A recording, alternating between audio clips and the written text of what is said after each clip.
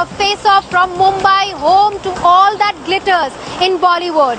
And the star of our show tonight is a superstar, not just in India and Pakistan, but also across the globe. His first film was released in 1988, and since then, he has done over 75 films. Even today, at the age of 45, his films are a hit at the drop of a shirt. I need not say any more. Let's go and meet Salman Khan. And this shall be his first ever television exclusive interview to any Pakistani journalist. So special indeed. Sit back and enjoy.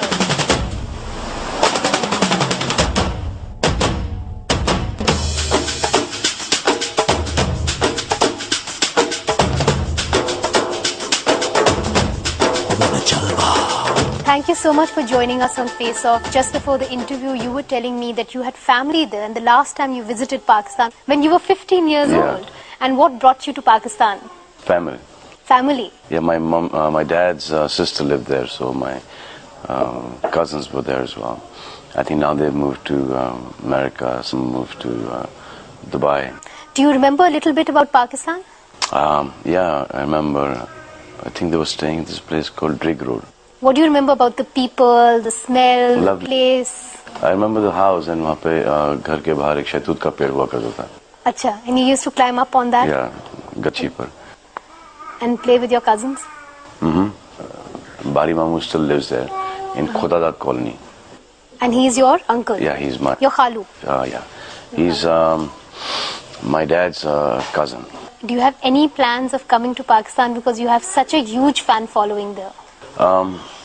Yeah, definitely. I would love to be there.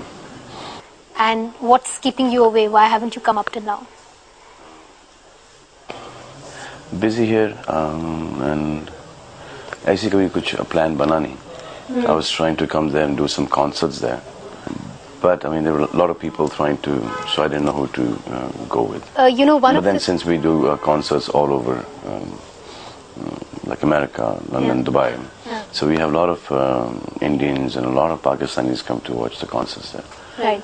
A lot of Bangladeshis as well. So you have some sense of how popular you are in Pakistan? A little bit. A little bit, because when I first got my first job, there was this young man who used to dress up like you, who used to look like you, who used to, sing your songs, and he used to completely mimic you. So how does it feel to have that kind of an effect on people?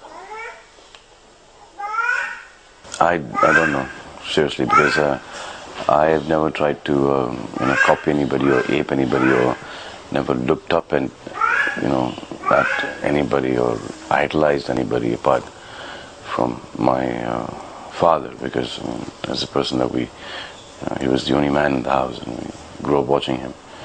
But does it scare you that people we appreciate so even closely? here as an actor, we do appreciate a lot of people. You were talking about being so tied up with so many things. Do you ever get free time to yourself? Yeah. Is it shooting I'm always after free. shooting? You're always free. I'm always free because I like what I do. It's my hobby, and I've kind of changed my hobby into my profession. So I'm excited all the time.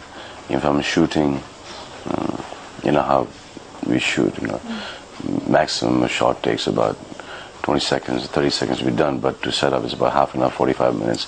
I have enough time. So what do you do when you're waiting for your shots? I chill. You chill? I chill, I listen to music, I hang out with friends. Do you read books? Used to stop reading books. The only time that I read books is when I can't get sleep. And Are you suffering from insomnia? no, it's not insomnia, it's just that you'll sleep when you're dead.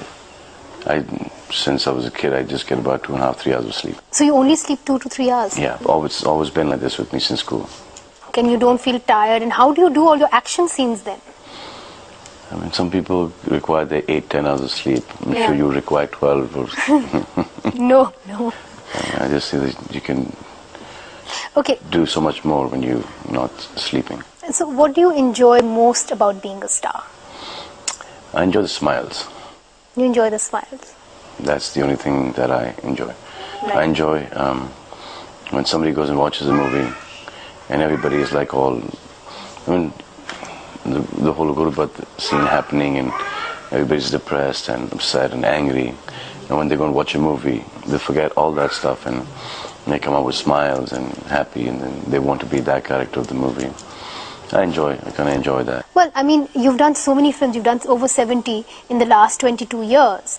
But you know, I read somewhere that Subhash Ghai is saying about you that if Salman Khan had watched his ways and watched his steps, then he could have been the king of the entertainment world. And he hasn't gotten the roles that he really could exploit his talent with. So what would you say to that? Subhash ji gave me that role. I couldn't do justice to it in Yuvraj. You couldn't do that? You really think you couldn't do justice to it? Mane, you've done so many films, you know. One would assume that sometimes, you know, actors like Amir Khan, they want to do films, like 1 or 2 films, give it all that they have.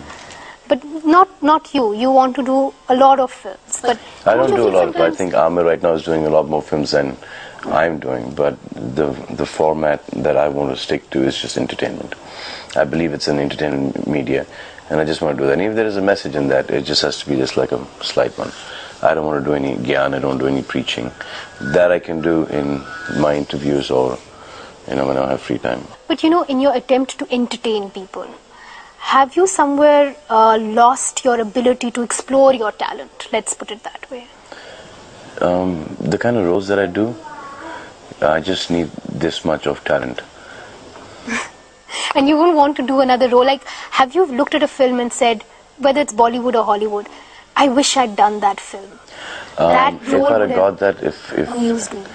No, if I'd have got that film, I'm sure I'd done it, and I'm sure I'd have done it much better than the person that you've seen in the movie. You know, moving forward, because I know a lot of people in Pakistan will be watching this interview, the peace process between Pakistan and India has not really worked out, and you are somebody who has fans on both sides of the border. I'll tell you why it doesn't work out.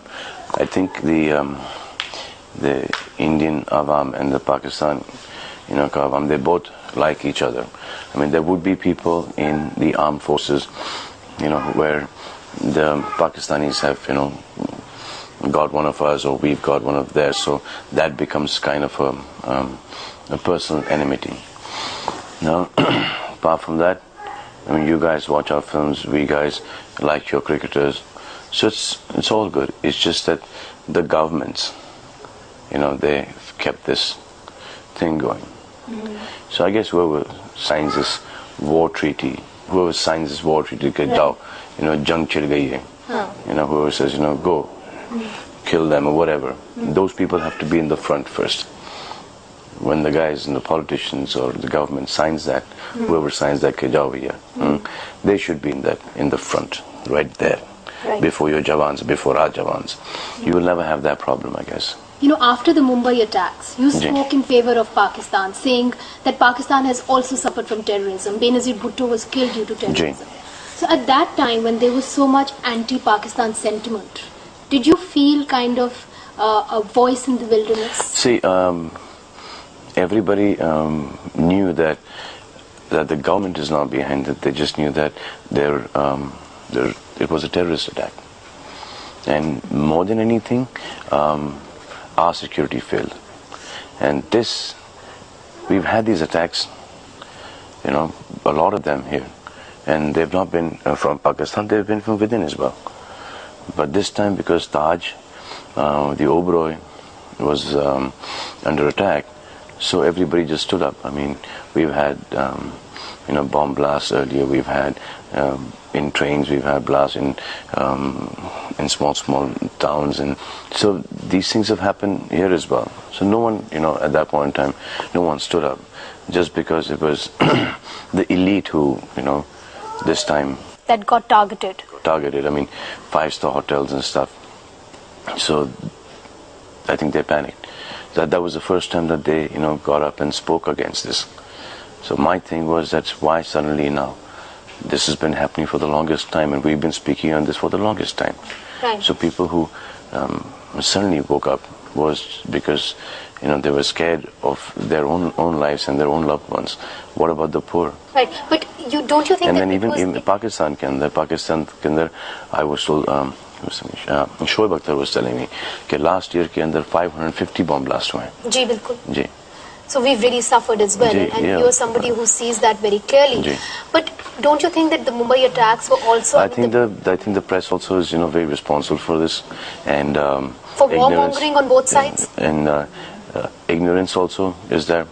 Plus, जो terrorist होता है वो terrorist होता है, Hindu हो, Musliman हो, he's a terrorist. I mean, किसी मजहब या किसी religion में ये नहीं बताया जाता है कि आप मारो. फतवा का मतलब है opinion, jihad का मतलब है struggle within yourself, and Islam means peace. So what book are they reading? Right. Islam means peace, and so ये क्या है मार-धाड़, killing वगैरह. Right. You talk about Islam, you talk about fatwas. Now there has been a fatwa against you as well for, idolizing or for preaching to an idol. Ji. How do you respond to that kind of thing? Because obviously there's a certain community that expects you ji. to behave in a certain way, and your mother is Hindu and your father is Muslim. Ji. And you also celebrate the Hindu festivals and ji. the Muslim festivals. See, for me it is nothing. For me it would be difficult for somebody who's born in a Muslim family and has been taught that, that his religion is the best. But Islam also teaches that you have to respect somebody else's religion for him to respect your religion. I come from a family where my mother is Hindu, father is Muslim, second mother is Catholic. Yeah. So I believe in the principle of just being human. But anywhere in the world, that would be very uncommon. And does that sometimes, as a child, even when you were growing up, did that sometimes confuse you? Or was it something that you enjoyed? I think on my school, when they asked what religion I was, Dad said, why? Because I was in a Catholic school. Dad said, why do you want to know what is that got to do with? And you didn't know? No, my dad, when I spoke to him, the teachers, the principal, he said, fill in the religion. He said, what has religion got to do with what grades he's going to get and what marks he's going to get and how he's going to fare in school? It's got nothing to do with that. So he wrote human, and then he wrote Indian. And that's how you lead your life. You're human and you're Indian. But at the same time... If I was born in Pakistan, I'd been Pakistani. If I was born in England, I'd been British. I was born anywhere. If I was born in Africa, I'd been African. But at the same time, because you have such a huge fan following, you're a public figure, and you live in a country where people are so sentimental about religion. We don't care if Shahid Afridi is Indian or Pakistani or Bangladeshi or African. He's a sportsman. Or Shoaib Akhtar is there for his talent. He's there for what he does. The same way you don't care that Sachin is Pakistani or he's hitting your bowlers for sixes. We don't care about that. It's just that he's playing really well on the field. And so when we are on screen, you don't care that ye Indian hai, ya Pakistani hai, Bangladeshi hai. He's just a star. It's just sports and entertainment. I don't think they should have any borders or any religion.